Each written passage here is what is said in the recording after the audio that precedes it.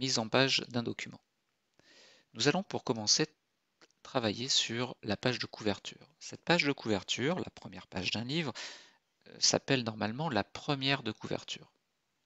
Attention, il ne faut pas confondre la première de couverture, qui représente la face cartonnée, la face avant du livre, du dos de la couverture, que l'on appelle la quatrième de couverture.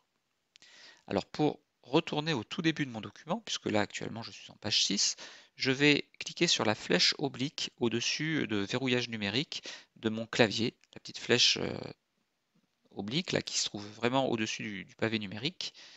Et normalement, en faisant CTRL flèche oblique, je retourne au tout début du document. Si je fais juste flèche oblique, je viens au début de la ligne.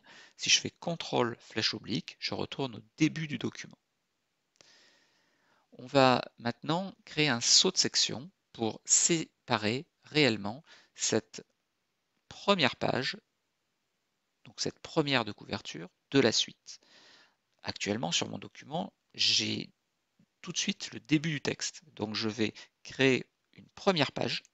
Et donc pour créer une première page, eh bien, nous allons faire un saut de section. Donc on va dans Mise en page.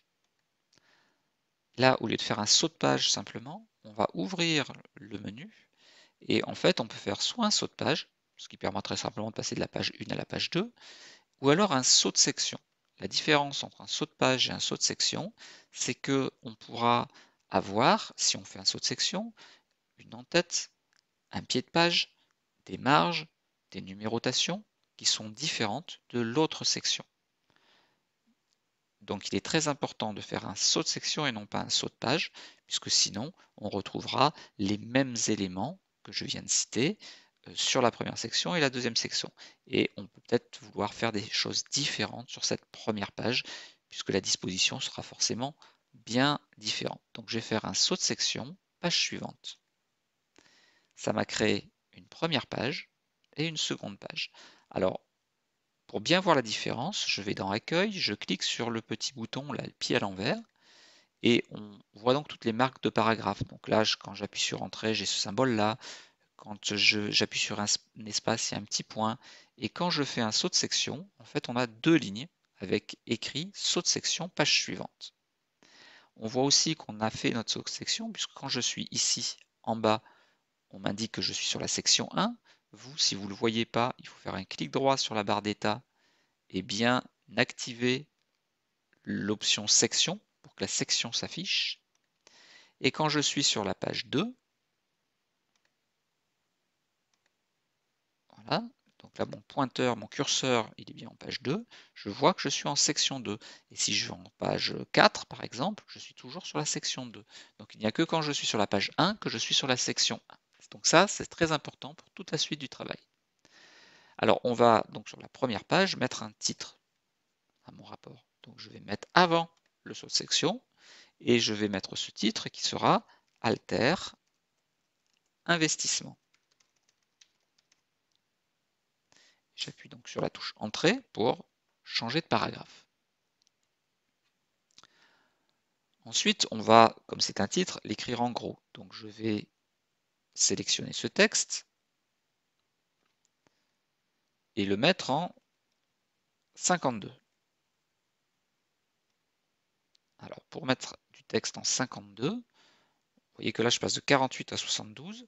Donc si je veux réellement le mettre à 52, je clique dans la petite case, j'efface le chiffre 11 et je tape 52. J'appuie sur Entrée et à ce moment-là, mon texte va apparaître en taille 52.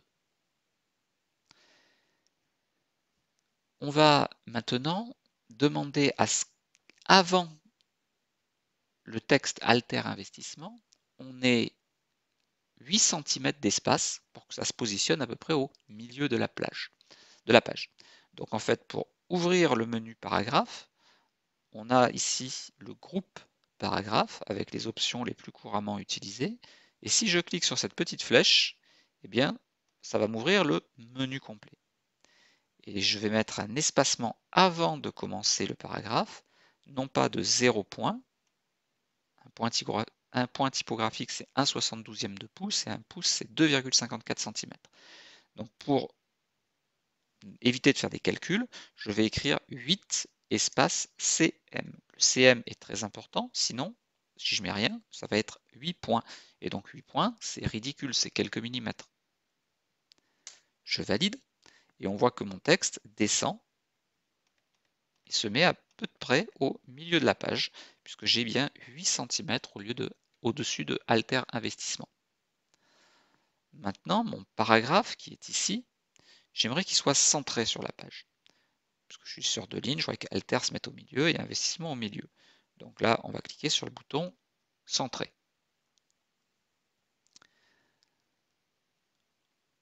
On va essayer de faire un petit aperçu avant impression, qui sera plus précis que le facteur de zoom.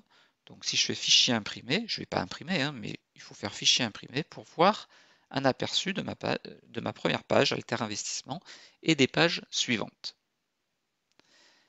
Cette première page, j'aimerais changer les marges.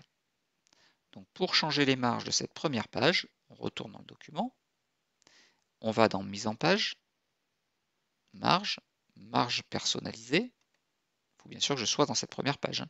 À la place des 3 cm que l'on a mis tout à l'heure, on va mettre, non, à la place des marges gauche des 3 cm et demi, on va remettre 2 cm et demi pour vraiment avoir cet effet de centrage. Et la marge droite, on va la laisser à 2 cm, ce qui est demandé dans l'énoncé.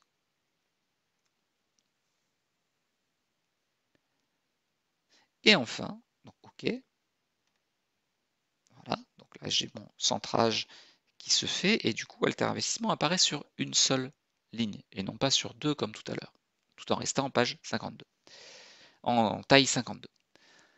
Enfin, je voudrais appliquer une bordure de page un peu particulière. Donc les bordures, on va dans Accueil, on va ouvrir ce menu ici, là, de bordure, sauf que tout ça, ce sont des bordures de paragraphes. Donc je vais ouvrir le menu Bordure et trame, et au lieu de mettre une bordure de paragraphe, je vais faire une bordure de page. Donc je vais cliquer sur le deuxième onglet, et là, je veux un motif particulier. Il y en a plein, donc je vais choisir le motif que je veux. Ceux-là sont pas assez sobres. Je veux celui qui ressemble à une espèce de timbre. Alors, il faut le trouver parce que je ne sais plus trop où il est. Hop, il est ici. Voilà. Qui va s'appliquer à tout le document. Alors non, je ne veux pas qu'il s'applique à tout le document, je veux qu'il s'applique juste à cette page. Donc en fait, je vais ouvrir, et là, je vais indiquer à cette section. Comme ça, il ne s'appliquera qu'à la première page. OK, puisque ma première section ne fait qu'une page.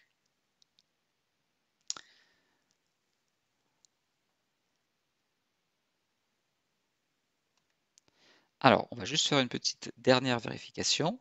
Donc quand je suis ici, on voit que je suis sur la section 1, en page 1 d'un document qui en fait 13 en tout. Donc j'ai un document de 13 pages, je suis en page 1 et je suis sur la section 1. Si je me mets en page 2, on voit que je suis en section 2 et mon document indique page 2 sur 13. Si je me mets en page 3, je suis toujours en section 2 et mon document indique page 3 sur 13, etc., etc., etc.